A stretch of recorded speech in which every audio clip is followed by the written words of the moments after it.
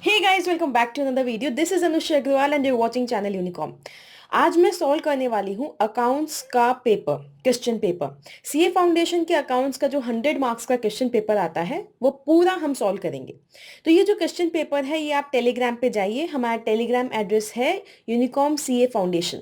आप टेलीग्राम पे नीचे हमने लिंक दिया है, उस पे जाओ और ये पेपर डाउनलोड कर लो। उसका सोल्यूशन भी दिया हुआ है, वो भी डाउनलोड करो और मेरे साथ बैठ के अभी इस क्वेश्चन पेपर को सॉल्व करना है।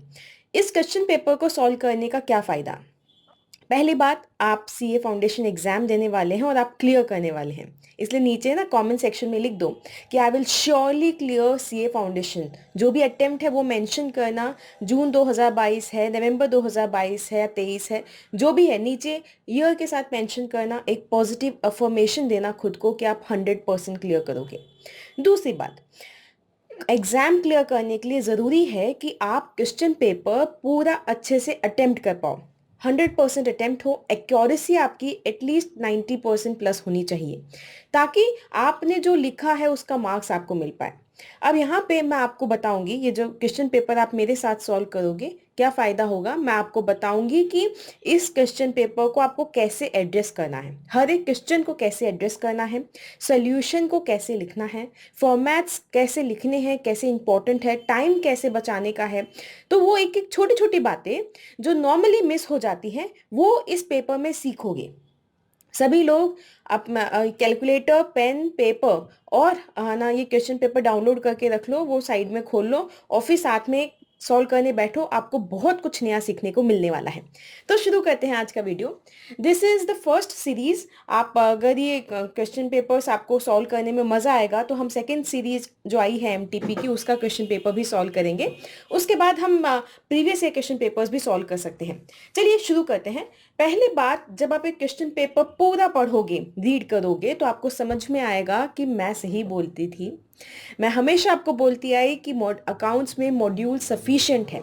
Module plus RTP plus MTP plus previous year questions, अगर आपने इतनी प्रैक्टिस अकाउंट्स में कर ली तो वो मोर देन इनफ है। आप आसानी से अकाउंट्स में 90 प्लस स्कोर कर सकते हो। ठीक है, ये इस पेपर को देखोगे समझ में आ जाएगा इसमें से कितने क्वेश्चंस तो हमारी टेस्ट सीरीज में आ चुके हैं, सेम क्वेश्चंस मैंने पूछे हैं, कितने questions as it is module के इलस्ट्रेशंस हैं। ठीक है, शुरू करें। देखो, आपको पता है कि क्वेश्चन पेपर कैसे आता है। टोटल 5 क्वेश्चंस इसमें होते हैं। टोटल 6 क्वेश्चंस होते हैं। देखो ध्यान से, एक बार शॉर्ट में बता देती हूँ, जिन स्टूडेंट्स को नहीं पता उस जल्दी समझो। टोटल 6 क्वेश्चन होते हैं। एक क्वेश्चन कंपलसरी होता है और बाकी 5 क्वेश्चन में से आपको 4 अटेम्प्ट करने होते हैं।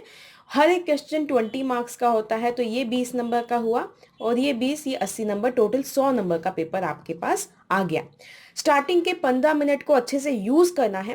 15 मिनट के अंदर ये डिसाइड करना है कि इन 5 में से कौन से 4 क्वेश्चन आपको अटेंड करने हैं, और जो नहीं अटेंड करना वो काट देना, क्योंकि फिर बाकी के 3 घंटे जो पेपर सॉल्व करने मिलेंगे उसमें कोई कंफ्यूजन नहीं होना चाहिए कि मैं ये कर लेता हूँ, इसका पार्ट इजी है, हाँ टफ है, आता है नहीं आता, कुछ नहीं। जो क्वेश्चन काट दिया वो आउट ऑफ आपका पेपर हो गया है। अब आपको उस पर दिमाग ही नहीं लगाना, सिर्फ उन 4 क्वेश्चंस पे दिमाग लगाना। 15 मिनट के अंदर जो रीडिंग टाइम मिलता है उसमें फर्स्ट क्वेश्चन को रीड करने की जरूरत नहीं है, क्योंकि वो आपका कंपलसरी क्वेश्चन है। लेकिन बाकी 5 में से जरूर डिसाइड कर लेना इन 15 मिनट के अंदर कि कौन सा क्वेश्चन नहीं करोगे। क्लियर? ध्यान रखना, पूरे के पूरे क्वेश्चन करने पड़ेंगे। ऐसा नहीं है कि सेकंड क्वेश्चन का फर्स्ट पार्ट कर लिया, थर्ड क्वेश्चन का सेकंड पार्ट कर लिया, इस तरीके से 5 क्वेश्चन अटेम्प्ट कर लिए, मार्क्स नहीं मिलेंगे। Be very smart. यहाँ पे मार्क्स आपको जो 4 स्टार्टिंग के क्वेश्चन आप दिखेंगे एग्जामिनर को, वो चेक करेगा, उसी के बेसिस पे मार्क्स देगा। ठीक है, ये बात सबसे बड़ी गलती जो स्टूडेंट्स करते हैं वो मैं आपको बता रही हूँ, सबसे बड़ी बेवकूफ़ी करते हैं, टाइम भी खराब करते हैं और उनके मार्क्स भी जाते हैं। चलो पहला कंपलसरी क्वेश्चन देखो। कंपलसरी क्वेश्चन हमेशा अब तक का फॉर्मेट है कि 12 नंबर के ट्रू फॉल्स आते हैं, 6 क्वेश्चन पूछते हैं 2-2 मार्क्स के। इसमें आपको ये भी बताना है कि ट्रू है या फॉल्स, और ये भी बताना है कि उसका रीज़न क्या है। ठीक है, दोनों के मार्क्स आपको मिलेंगे, इसलिए ट्रू भी बताओगे और रीज़न भी बताओगे। अब यहाँ पे देखो क्वेश्चन है wages paid for erection of machinery are debited to P and L account. ध्यान देना, ये जो क्वेश्चन है इसको वापस से एग्जामिनेशन पेपर में आंसर शीट में नहीं लिखना। आंसर शीट में लिखोगे फर्स्ट पार्ट ए सब पार्ट 1, ये पूरा डिटेल दोगे, क्वेश्चन नंबर की डिटेल दोगे। बेटर रहेगा कि क्वेश्चन पेपर के सेंटर में ये डिटेल दो और फिर आंसर लिखो। साइड में दोगे तो भी कोई दिक्कत नहीं है, लेकिन सेंटर में दो ताकि क्वेश्चन नंबर एकदम क्लियरली दिखे। अब फिर इसमें अब आपको बताना है wages paid for erection of machinery are debited to P and L account. पूछ रहा है कि ये जो इरेक्शन पे जो वेजेस दिए गए हैं, क्या ये रेवेन्यू एक्सपेंडिचर होता है या कैपिटल एक्सपेंडिचर। आपको पता है इरेक्शन इंस्टॉलेशन में जो भी खर्चा होता है किसी भी एसेट का, वो सब हम कैपिटल मानते हैं। तो वेजेस अगर पे की है इंस्टॉलेशन या till the asset is put to use, तब तक हम क्या करेंगे, रेडी टू यूज, तब तक हम क्या करेंगे, उसको कैपिटलाइज करेंगे। जब कैपिटलाइज करते हैं तब P&L में चार्ज नहीं करते, मशीनरी अकाउंट में ही डेबिट करेंगे, एसेट में ही उसको डाला जाएगा, एसेट के कॉस्ट में इंक्लूड किया जाएगा। तो P&L में डेबिट नहीं होगा क्योंकि रेवेन्यू एक्सपेंडिचर नहीं है। तो ये क्या है, स्टेटमेंट फॉल्स है, बस लिख देना फॉल्स, ठीक है, फुल स्टॉप, और नेक्स्ट लाइन में रीजन दे देना। Because the wages paid for erection of machinery are of capital nature, which are essential for bringing the asset to ready to use condition. So the following expenses would be added to the cost of machinery. ठीक है, इसको कोई short में लिख देना, simply लिख देना this wages are capital expenditure, so this will be capitalised. ठीक है, हो गया। तो 2 लाइन में आपने रीजन दे दिया, फॉल्स बता दिया और क्वेश्चन नंबर, तीनों पॉइंट सही से लिखना फर्स्ट आपका जो सेक्शन रहेगा उसमें। नेक्स्ट क्वेश्चन पढ़ूं, अमाउंट स्पेंट, ये भी कैपिटल और रेवेन्यू एक्सपेंडिचर का क्वेश्चन है। जहां जहां मैं थोड़ी फास्ट जाऊं क्वेश्चन रीड करने में, वहां पे एक बार वीडियो को पॉज करना, क्वेश्चन अच्छे से रीड करना, अपने दिमाग में एक आंसर बैठाना और फिर वापस से वीडियो ऑन करना कि मैंने क्या आंसर दिया। करेक्ट, आपको और फायदा इस वीडियो का मिलेगा। Amount spent for construction of temporary huts which were necessary for construction of cinema house and were demolished when the cinema house was ready is capital expenditure। देखो ये है ना, मैंने आपको टेस्ट में क्वेश्चन दिया हुआ है, हमारे टेस्ट सीरीज में क्वेश्चन आया हुआ है, मैं बोल रही हूँ आपको घूम फिर के वही क्वेश्चन आएंगे। अब कैपिटल एंड रेवेन्यू एक्सपेंडिचर में अगर आपने आपके मॉड्यूल के क्वेश्चंस कर लिए, इलस्ट्रेशंस हो गए, बैक क्वेश्चंस हो गए, उसके बाद आपने पिछले 4 अटेम्प्ट की आरटीपी कर ली, पिछले 4 अटेम्प्ट की एमटीपी कर ली, प्रीवियस ईयर क्वेश्चंस कर लिए, 4 अटेम्प्ट में बहुत ज़्यादा बता दी हूँ क्योंकि फिर भी आपके पास बहुत क्वेश्चंस हो जाएंगे। अगर आप 2 अटेम्प्ट की भी कर रहे हो तब भी आपके पास इतने सारे क्वेश्चंस हो जाएंगे सॉल्व करने के लिए। इसलिए इतना अगर आपने प्रैक्टिस कर ली ना, तो बिलीव मी, ट्रस्ट मी, आपके पास बहुत कंटेंट हो गया है, आपकी बहुत अच्छी प्रैक्टिस हो जाएगी। इसलिए इधर उधर कंटेंट की खोज में, क्वेश्चंस की खोज में मत भागो, ठीक है। आईसीआई के मटेरियल पे विश्वास रखो। Amount spend for construction of temporary huts, मतलब ये क्यों बनाई गई है, सिनेमा हॉल के कंस्ट्रक्शन के लिए ज़रूरी है, उसके बाद इसका कोई काम नहीं है। तो अपने आप में एक सेपरेट एसेट भी नहीं है, इससे कोई हमारी रेवेन्यू जनरेशन कैपेसिटी भी इंप्रूव नहीं हो रही है, कोई रेवेन्यू में हेल्प नहीं हो रही है, सिर्फ इस साल का खर्चा ऐसा भी नहीं है, ये सिर्फ एसेट के लिए किया गया है, एसेट रेडी टू यूज आने में ज़रूरी है, तो इसे हम कैपिटल एक्सपेंडिचर मानेंगे। तो statement is true. Do not rewrite the question, just write the answer. Additional commission to the consignee who agrees to bear the loss on account of bad debts। Bad debts के case में जो loss होता है उसे जब consignee bear करता है उसे हम डेल क्रेडर कमीशन कहते हैं। ओवरराइडिंग कमीशन क्या होता है, ओवर एंड अबाउ जो उसका नॉर्मल कमीशन, ऑर्डिनरी कमीशन के ओवर एंड अबाउ जो कमीशन देते हैं वो ओवरराइडिंग कमीशन है। तो यहाँ पे सिंपली लिखना है false, this the additional commission to bear the loss on account of bad debt is called del credere commission. In the calculation of average due date, only the due date of first transaction must be taken as base date। ये थोड़ा tricky question है, अगर आपने numerical solve किए हैं तो आप देखोगे हमेशा हम फर्स्ट ट्रांजेक्शन की ड्यू डेट को ले लेते हैं बेस डेट में, लेकिन ये ज़रूरी नहीं है, आप कुछ भी ड्यू डेट ले सकते हो, बेस डेट ले सकते हो, कोई भी ड्यू डेट ले सकते हो, लास्ट ट्रांजेक्शन का, बीच का ट्रांजेक्शन का, फर्स्ट ट्रांजेक्शन का, ईयर बिगिनिंग, कोई भी ले सकते हो।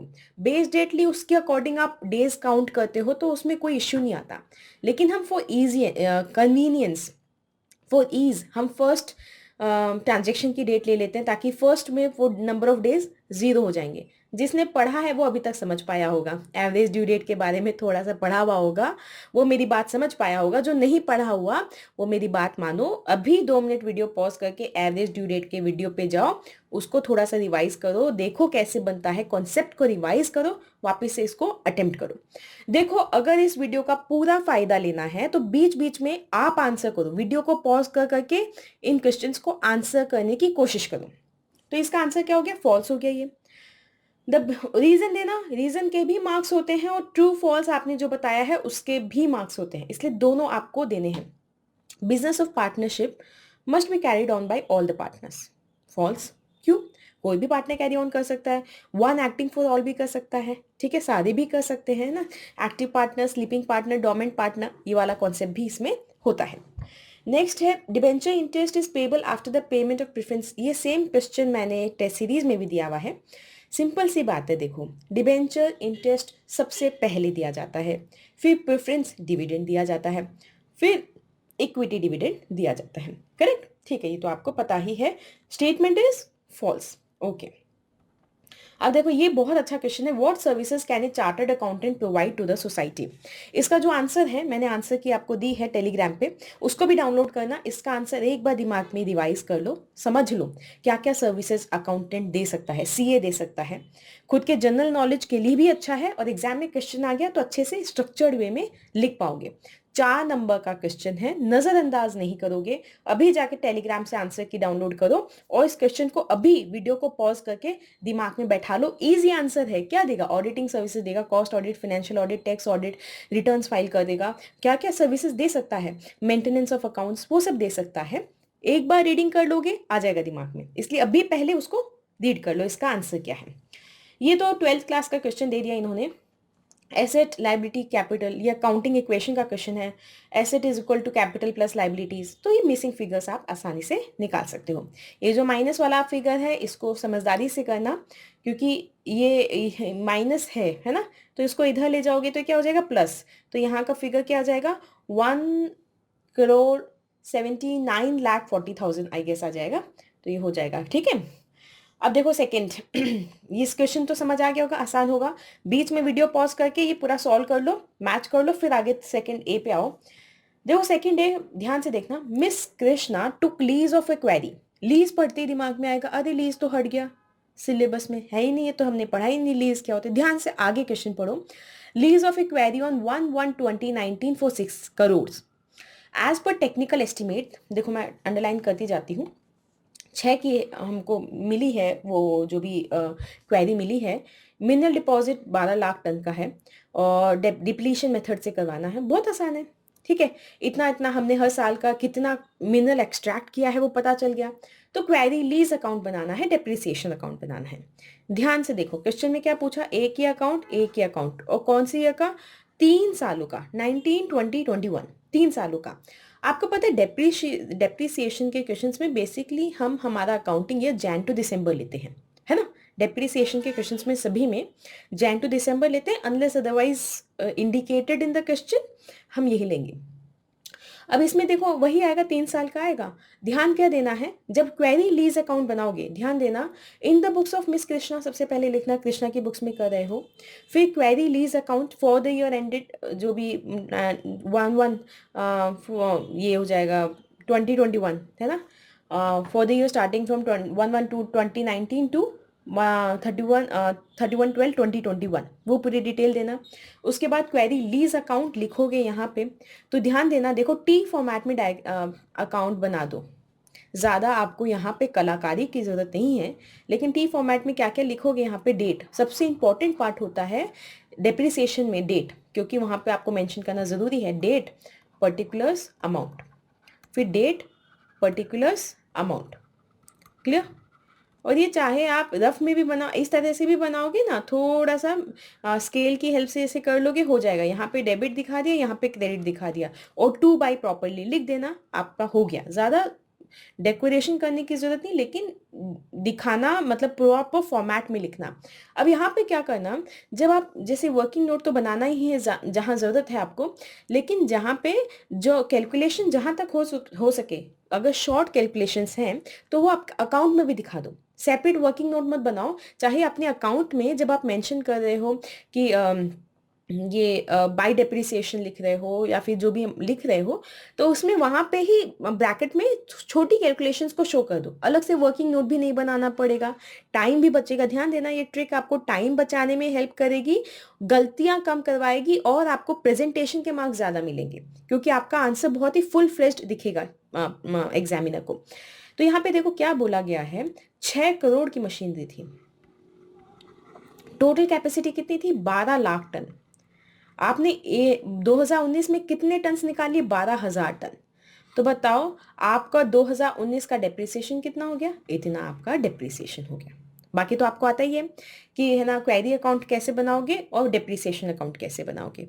अभी वीडियो पॉज करके पहले बनाओ, साथ साथ में दोनों अकाउंट साथ साथ में बनेंगे। ऐसे मत करना पहले क्वेरी अकाउंट बनाया फिर डेप्रिसिएशन अकाउंट, दोनों अकाउंट जब साथ में बनाओगे तो आसान हो जाएगा।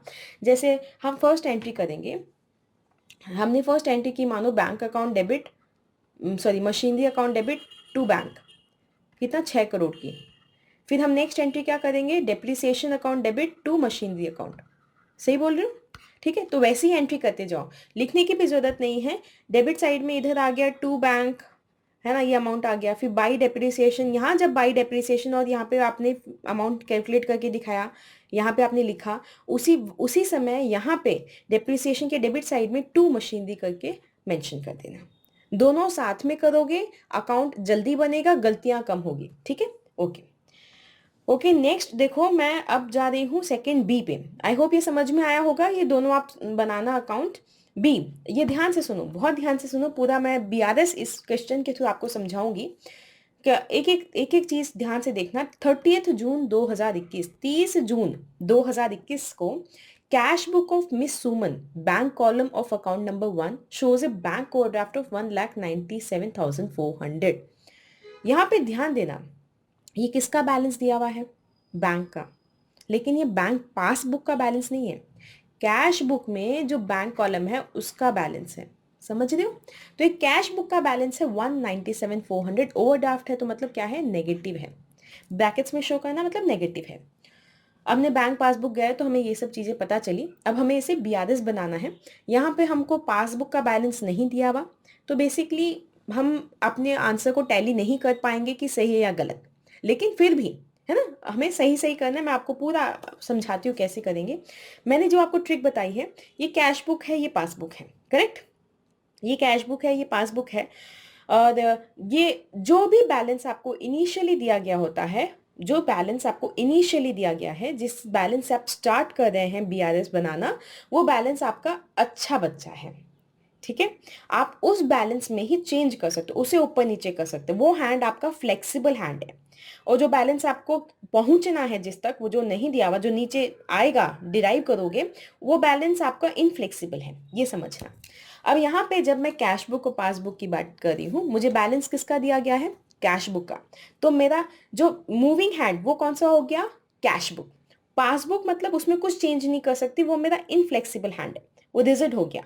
और कैश बुक में मैं वेरिएशन कर सकती हूँ एज रिक्वायर्ड। ठीक है, देखो मैंने सबसे पहले लिखा स्टेटमेंट अच्छे से बनाना, बीआरएस का in the books of miss Suman, है ना। फिर यहाँ पे लिखोगे बैंक रिकंसिलिएशन स्टेटमेंट। अब नीचे मुझे कमेंट सेक्शन में बताओ, bank reconciliation statement for the year ending होता है या एज ऑन होता है? हिंट देती हूँ, बैंक रिकंसिलिएशन स्टेटमेंट एक दिन बनाया जाता है। ठीक है, जिस दिन बनाया गया वो उसी दिन की डिटेलिंग है, करेक्ट?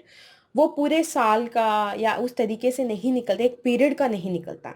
तो नीचे मुझे कमेंट सेक्शन में बताओ, वो एज ऑन लिखोगे bank reconciliation statement of miss Suman as on, या फिर फॉर द ईयर एंडिंग, क्या लिखोगे नीचे कमेंट सेक्शन में बताओ। वो डिटेलिंग दोगे, फिर उसके बाद पर्टिकुलर्स अमाउंट इन रुपीज वो सब लिखोगे। उसके बाद में शुरू करोगे balance as per cash book, है ना, bank overdraft as per cash book लिखोगे। नेगेटिव में 1,97,400। ध्यान देना, मैंने आपको हमेशा बताया कि चाहे बैलेंस आपका पॉजिटिव हो चाहे बैलेंस आपका नेगेटिव हो, हम हमारी टेक्निक में कोई चेंज नहीं करेंगे। Plus minus add less debit credit कुछ चेंज नहीं करेंगे। मैंने एक यूनिक मेथड आपको इसका बीआरएस का बताया कि आपको कंफ्यूज होने की जरूरत नहीं है। तब यहाँ पे अगर 1,97,400 नेगेटिव है तो बस इसको यहाँ पे नेगेटिव लिख देने का, ओवरड्राफ्ट है तो नेगेटिव लिख देंगे, बाकी आगे सेम करेंगे, ठीक है। वही कॉन्सेप्ट, ये मेरी कैश बुक, ये मेरी पासबुक, ये मेरा मूविंग हैंड है क्योंकि कैश बुक का बैलेंस मेरे पास है। Out of checks drawn on 26th June, those for 14,800 were cashed by the bankers on 2nd July. ये क्या हो गया? Cheques presented for payment but were not cleared. आपने दे दिया था, आपने ड्रॉ करके दे दिया, तो आपने जैसे ही 14,800 के चेक्स दिए थे, आपने अपनी कैश बुक में उसको कम कर दिया, लेकिन वो 30 जून तक वो अभी तक पासबुक में कम नहीं हुए ना। अब हमको क्या सही गलत का नहीं करना, यहाँ पे कम होंगे नहीं होंगे उस पर नहीं ध्यान देना, हमको सिर्फ इन दोनों को मिलाने का है। ये नीचे है, ठीक है, ये नीचे जा नहीं सकता क्योंकि ये डिजिट हैंड है, हमारे पास ओपनिंग बैलेंस कैश बुक का है, तो सिर्फ इसको ऊपर नीचे कर सकती हूँ। तो उसे क्या करूँ, इसे ऊपर कर दूँ। ऊपर कर दिया मतलब इसको मैंने ऐड कर दिया, तो मैंने इसे यहाँ पे क्या कर दिया, ऐड कर दिया 14,800। अब देखो एक लिखा है crossed cheque for 3,000 given to Abdul, Abdul को चेक दे दिया। चेक देते ही मैं कैश बुक में क्या करूंगी, लेस कर दूंगी, कैश बुक मेरा नीचे आ गया। वॉज रिटर्न बाय हिम, इसने हमें रिटर्न कर दिया, and a bearer cheque was issue to him in lieu on 1 July. अब उसने हमें रिटर्न किया, नया चेक हमने इश्यू किया, वो सब 1 जुलाई को हुआ, ठीक है, 30 जून तक नहीं हुआ। 30 जून तक भाई ने हमको रिटर्न कर दिया था, तो हमने क्या किया, देखो हमने 3,000 का चेक उसे देते ही हमने क्या किया, हमारे अकाउंट से कम कर दिया, कैश बुक के अंदर लेस कर दिया, कैश बुक के अंदर क्रेडिट कर दिया, कैश बुक में क्रेडिट कर दिया मतलब कम कर दिया। अब इसमें कुछ नहीं किया, मूव कौन कर सकते हैं, एंड कर सकते हैं, ये कर सकते हैं, इसमें बढ़ा देंगे। समझ में आया? आसान है, इजी है, एक बार ब्रेक लो, समझो आगे। अब जिन लोगों को यहाँ तक कॉन्सेप्ट समझ में आ गया वो एक बार पॉज करके पूरे 5 पॉइंट सॉल्व करो, फिर वीडियो ऑन करके आगे का देखो कि आपने सही समझा या नहीं। आगे देखो, cash and cheque amounting to 13,600 were deposited on 29 June. देखो जैसे ही तुम डिपॉजिट करते हो चेक, तो तुम्हारी कैश बुक में क्या करते हो, बढ़ा देते हो, क्या करते हो, bank account debit to the vendor account, जिसने भी हमको दिया है, या कस्टमर अकाउंट, तो हम उसी समय बढ़ा देते हैं हमारी कैश बुक में। But cheques worth ₹5,200 were cleared by the bank on 1 July. तो आपने 5,200 रुपए के चेक बढ़ा दिए थे, है ना, लेकिन आपकी जो भी बैंक है उसने 30 जून के बाद, मतलब 30 जून तक उसने 5,200 रुपए पासबुक में नहीं बढ़ाए, बैंक ने नहीं बढ़ाए, ठीक है, ये नीचे ही रह गया, आपने 5,200 बढ़ा दिए, तो क्या करोगे, इसको कम कर दोगे। समझो मेरी बात? Okay, so minus 5,200। One check for 1,000 was returned by them as dishonored on the later date. इस 1,000 रुपए के साथ भी क्या हुआ, आपने 1,000 रुपए कैश बुक में बढ़ा दिए थे, ये लेकिन ये डिसऑनर होने वाला था या जो भी था, तब तक इसमें तो पैसा आया ही नहीं ना, अभी तक 30 जून तक इसमें तो पैसा आया नहीं, बाद में डिसऑनर हुआ, आपको भी पता चला होगा क्या होगा, बात की बात है। अभी क्या सीन है, 1,000 रुपए तुम बढ़ा चुके हो, इसने कुछ नहीं किया, तो इसमें भी कम कर दोगे, -1,000। क्यों कैश बुक में मैंने माइनस किया, क्योंकि सिर्फ मेरा ये मूविंग हैंड है, इसको ऊपर नीचे कर सकती हूँ, ये मेरा रिजिड हैंड है, इसको नहीं कर सकती, क्योंकि ओपनिंग बैलेंस मेरा कैश बुक है। According to Suman standing instruction, standing मतलब परमानेंट इंस्ट्रक्शंस दिए हुए हैं सुमन ने, मिस सुमन ने, कि बैंकर्स क्या कह सकते हैं, उन्होंने क्या क्या पेमेंट किया है। ध्यान देना, 1,280 रुपए का एक पेमेंट किया है, 640 का किया है, और 2,400 का एक पेमेंट किया है। तो टोटल पेमेंट कितना किया मैं यहाँ देख लेती हूँ, 1,280 प्लस 640 प्लस 2,400, 4,320 का पेमेंट कर दिया बैंक ने। ध्यान देना क्या हुआ, ये हो गई पासबुक, ये हो गई कैश बुक, 4,320 का कैश पासबुक में पेमेंट हो चुका, मतलब कम हो गया। क्या आपने किया, इधर नहीं किया, कौन सा मूविंग हैंड है, ये है, इसको नहीं बढ़ा सकते, इसको बढ़ा सकते हो, तो क्या कम भी कर सकते हो, बढ़ा भी सकते हो, बराबर लाने का है ना, तो इसको कम कर दो। तो हम यहाँ पे भी लेस कर देंगे, कितना, -4320। नेक्स्ट देखो, दे हैव ऑल्सो रिसीव्ड, ये इनकम हुई है कितनी, 600 रुपए की इनकम बैंक को डायरेक्टली होगी, बैंक के अकाउंट में डायरेक्टली डिपॉजिट करा दिया गया, 600, 3,200 और 400, टोटल कितना होता है, 1,000, 4,200 होता है। एक बार देखिए, रुकिए सॉरी, ध्यान से देखो, ये 600 डिविडेंड इनकम हुई, और ये हुई टोटल कितनी होगी, 3,800 की इनकम हुई। बट ये क्या है, commission charge on the above being 400 रुपए कमीशन चार्ज किया है बैंक ने, है ना, ध्यान देना। तो क्या हुआ, जो आपने इनकम हुई तो बैंक ने बढ़ा दी, आपने नहीं बढ़ाई तो आप भी बढ़ा दो, कितना हो गया, 3,000 800, करेक्ट। 400 रुपए बैंक ने कमीशन काट लिया।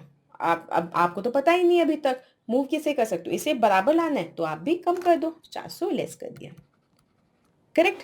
On the receipt of which pass necessary entries 1 जुलाई को किया, हमें 30 जून के काम है। Banker seem to have given a wrong credit, ध्यान देना, बैंक जब क्रेडिट करता है मतलब हमारे अकाउंट में ऐड करता है, बैंक जब डेबिट करता है मतलब हमारे अकाउंट में लेस करता है। बैंक ने गलत तरीके से ऐड कर दिए 2000 रुपए, सॉरी बैंक ने गलत तरीके से ऐड कर दिए 2000 रुपए, सिर्फ ये मूव कर सकता है, इसमें भी ऐड कर दो प्लस 2000। यहाँ पे सही गलत मत सोचना, मैम उसने गलती की हम भी गलती क्यों करें, ऐसा नहीं सोचने का। यहाँ पे हमको सिर्फ रिकंसाइल करना है दोनों बैलेंसेस को। रॉन्ग डेबिट कर दिया, ठीक है, रॉन्ग डेबिट कर दिया मतलब कम कर दिया 1200 रुपए, आप भी कम कर दो 1200 रुपए, हो गया। अब ठीक है, अब सब लोग निकालो ये जो भी निकलेगा इसका आंसर, क्या सोल्यूशन आता है वो मुझे बताओ नीचे कमेंट सेक्शन में कि इसमें बैलेंस एज पर पासबुक कितना आता है आपका, ठीक है। तो ये पता चल जाएगा, ये समझ आया होगा सबको। ज़रूरी नहीं है कि ऐड और लेस सब एक साथ, सारे ऐड के आइटम सारे लेस के आइटम एक साथ लिखो, मिक्स करके लिखोगे तो भी कोई दिक्कत नहीं है, और एक साथ लिखोगे तो ज़्यादा सही रहेगा, गलती कम होगी। तो उसमें क्या करने का, ऐसे लिखोगे balance as per cash book, ठीक है, और overdraft balance as per cash book आपने इधर लिखा, फिर ऐड के आइटम सारे इधर मेंशन करते जाओ, फिर 5-6 लाइन छोड़ के लेस के आइटम सारे इधर मेंशन करते जाओ, ऐड का टोटल इधर लिख दो, लेस का टोटल लिख दो, तो कैलकुलेशन मिस्टेक्स नहीं होगी। समझ आया? तो एकदम थोड़ी थोड़ी शॉर्ट ट्रिक्स मैं साथ साथ में बताती जा रही हूँ ताकि आप एग्जाम में कम से कम गलतियां करो, ठीक है। आगे नेक्स्ट देखो, एक ही क्वेश्चन और करेंगे आज, कंसाइनमेंट का। बहुत इंपॉर्टेंट क्वेश्चन है, बहुत ज़्यादा इंपॉर्टेंट क्वेश्चन है, और मैं इतना इजी तरीका इसको करने का बताऊंगी, और इसलिए ध्यान से सुनना। कंसाइनमेंट का क्वेश्चन कैसे करना है, एग्जाम में कैसे एड्रेस करोगे। निशांत ऑफ नोएडा 15,000 kgs, देखना, consigned 15,000 kgs of sugar at 30 per kg to his agent Raja at Gurgaon.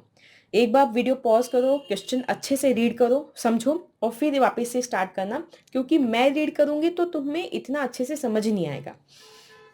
उसने 5 रुपया फ्रेट का दिया, इंश्योरेंस का दिया गुड्स को भेजने के लिए, और 100 किलो उसका अब नॉर्मल लॉस हो गया, 400 किलो उसका अब नॉर्मल लॉस हो गया। ध्यान देना, अब नॉर्मल लॉस ट्रांजिट में हुआ है ना, वो चीज़ मायने रख सकती है, अगर मैं आपको बताऊंगी वो भी आगे। और 9,000 कंसाइनर को डायरेक्ट इंश्योरेंस कंपनी ने दे दिए, कंसाइनर को ही दे दिए डायरेक्ट, ठीक है, हमको रिकवर हो चुके। 7,500 बेच दिया है 60 रुपये पे, और 33,000 का एडवर्टाइजिंग है। अब नॉर्मल लॉस निकालना है, स्टॉक निकालना है, कंसाइनमेंट बनाना है, और 5% का कमीशन ऑन सेल्स। कहा जाए तो बहुत इजी क्वेश्चन है, सिर्फ डिफिकल्ट पार्ट है इसमें कि नॉर्मल और अब नॉर्मल लॉस दोनों दिया हुआ है, तो वो क्वेश्चन कैसे सॉल्व करेंगे, ध्यान से देखना। कंसाइनमेंट का कोई भी क्वेश्चन आए तो फर्स्ट होता है आपको एक चार्ट बनाना है। क्या चार्ट बनाओगे, ध्यान देखना। 15,000 निशांत ऑफ नोएडा ने कंसाइन किए गुड्स टू रजत राजा और एट गुड़गांव, कितने, 15,000 किलो के गुड्स कंसाइन किए हैं, कितने रुपए पे, 30 रुपए पर केजी पे कंसाइन किए हैं। इसी ने मतलब कंसाइनर ने एक्सपेंस किया 5 पर केजी किस पे, फ्रेट एंड इंश्योरेंस पे। रास्ते में अब नॉर्मल लॉस कितना हो गया, 100 किलो, सॉरी नॉर्मल लॉस हो गया 100 किलो, अब नॉर्मल लॉस हो गया 400 किलो, ठीक है। उसके बाद में कंसाइनी ने क्या खर्चा किया है, कंसाइनी ने गुड्स को बेचा है, कितने गुड्स को बेचा है, 7,500 किलो के गुड्स को बेचा है, कितने रुपए के हिसाब से, 60 रुपए पर केजी के हिसाब से। कंसाइनी का खर्चा कितना हुआ है, 33,000 रुपए। कंसाइनी का कमीशन कितना है, 5%, ठीक है। और एक है कि कंसाइनर को इंश्योरेंस कंपनी ने कितना क्लेम किया है, 9,000 रुपए का क्लेम दे दिया है। सारी डिटेल आ गई इस चार्ट के अंदर, सिर्फ यहाँ पे मैंने थोड़ा सा मेसी कर दिया, इस चार्ट में मैंने सारी डिटेल मेंशन कर दी, कोई भी फिगर के लिए वापस से क्वेश्चन देखने की जरूरत नहीं पड़ेगी, करेक्ट, ओके, ये बन गया। सेकेंड स्टेप है कंसाइनमेंट अकाउंट। अब सेकंड स्टेप में हम कंसाइनमेंट अकाउंट बनाएंगे, ध्यान से देखना। सबसे पहले गुड सेंट ऑन कंसाइनमेंट, जब कंसाइनमेंट अकाउंट बनाओगे अच्छे से डेबिट क्रेडिट लिखना, consignment account in the books of Nishant जो आपको लिखना है, उसके बाद आप पर्टिकुलर्स अमाउंट इन रुपीज़ ये सब भी क्लियरली मेंशन करना। अब आता सबसे पहले गुड्स सेंट ऑन कंसाइनमेंट, वो लिखोगे यहाँ पे कितना आ गया, 15,000 के गुड्स 30 रुपए के हिसाब से दिए, वो यहाँ पे लिखना 15,000 किलो मल्टीप्लाइड बाय 30। ये मैं यहाँ पे मेरे पास स्पेस की कमी है क्योंकि मुझे क्वेश्चन भी दिखाना है साथ में, इसलिए ऐसे लिख रही हूँ। आप अच्छे से क्लियरली लिखना है। 4,50,000 आ गया। उसके बाद में आता है कंसाइनर के खर्चे, कितने हैं, 5 पर केजी, मतलब 15,000 पे 5, तो कितना हो गया, 75,000 हो गया ये। ठीक है, ये इधर आ जाएगा। उसके बाद आते हैं कंसाइनी के खर्चे, कितने, 33,000, वो इधर आ गए। उसके बाद आता है कमीशन, कितना हो गया, 5%। तो पहले सेल्स लिख देते हैं। सेल्स कितनी है, 7500 इंटू 60, टोटल कितनी होगी, 4,50,000 की सेल्स है। ठीक है, सेल्स के ऊपर 5%, तो 4,50,000 पे 5%, कितना, 22,500। समझ में आया, सब कुछ मेंशन कर दिया। अब क्या मेंशन करना है, एक तो अब नॉर्मल लॉस आएगा यहाँ पे, ठीक है, और एक यहाँ पे आएगा अपने कंसाइनमेंट स्टॉक, और ये आते ही हमारा प्रॉफिट या लॉस निकल जाएगा। क्लियर, यहाँ तक हो गया। थर्ड हम निकालेंगे एबनॉर्मल लॉस। एबनॉर्मल लॉस कैसे निकालेंगे, सिर्फ ये लिखनी है, एबनॉर्मल लॉस की कॉस्ट लिखनी है। कितनी कॉस्ट है, 30 पर केजी हुआ। ठीक है, कितनी गुड्स हैं एबनॉर्मल के, 400, है ना। और उसके बाद कंसाइना का खर्चा एबनॉर्मल लॉस में इंक्लूड किया जाता है। कंसाइना का खर्चा कितना है, 5 पर केजी। ठीक है, वो तो टोटल कितना हो गया, 35 इंटू 400, कितना हो गया, 14,000 का आपका एबनॉर्मल लॉस हो गया। खत्म का बात। अब ध्यान देखना, अगर ये एबनॉर्मल लॉस कंसाइनी के गोडाउन पे हुआ होता और कंसाइनी ने कोई लोडिंग अनलोडिंग का खर्चा किया होता तो वो हम यहाँ पे इंक्लूड करते, लेकिन ये एबनॉर्मल लॉस आपकी ट्रांजिट में हुआ है तो कंसाइनी का कोई खर्चा नहीं आएगा। और यहाँ पे तो कंसाइनी का वैसा खर्चा दिया हुआ ही नहीं है, सिर्फ कंसाइनी का एडवर्टाइजिंग का खर्चा जो कभी भी कॉस्ट में इंक्लूड नहीं करते, अब नॉर्मल लॉस में भी इंक्लूड नहीं करते, कंसाइनमेंट स्टॉक में भी इंक्लूड नहीं करते। ध्यान से मेरी बात सुनो, मैंने बोला अब नॉर्मल लॉस ट्रांजिट में हुआ है तो कंसाइनी का कोई खर्चा नहीं आएगा। क्लियर, 14,000 हो गया। उसके बाद में अब नॉर्मल लॉस 14,000 है, उसमें हम क्या दिखाएंगे, यहाँ पे P&L से कितना लेंगे, 5,000, और 9,000 बैंक अकाउंट में ऑलरेडी इंश्योरेंस ने दे दिया, तो टोटल 14,000 का फिगर इधर आ गया।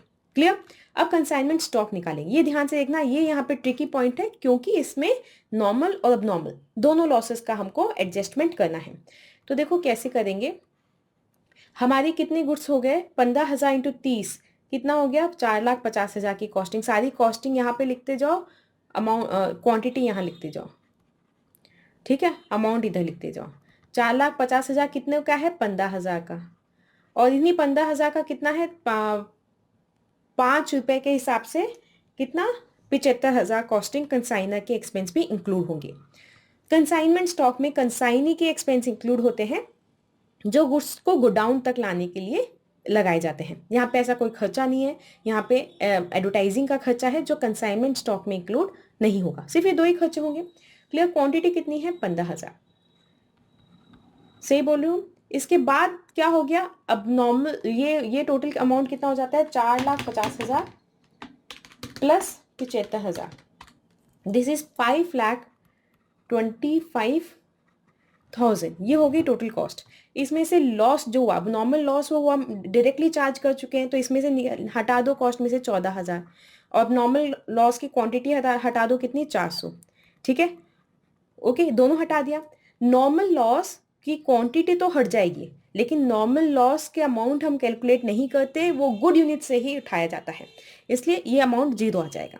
समझो, तो मेरे पास क्या हुआ, 5,25,000 में से 14,000 हटा दी, तो टोटल कॉस्ट कितनी आ गई, ध्यान देना, यहाँ पे लिख रही हूँ 5,11,000 की कॉस्टिंग आ गई। कितने गुड्स के ऊपर, 15,000 माइनस 400 माइनस 100, मतलब 14,500 की कॉस्टिंग कितनी पड़ी है, 5,11,000, और इनमें से कितने बेच दिए हमने 7,500 गुड्स बेच दिए। तो ध्यान दो, 15,000 में से 500 तो लॉस में चला गया, अब नॉर्मल और नॉर्मल, उसमें से 7,500 आपने बेच दिया, तो टोटल 7,000 यूनिट्स आपकी स्टॉक में है।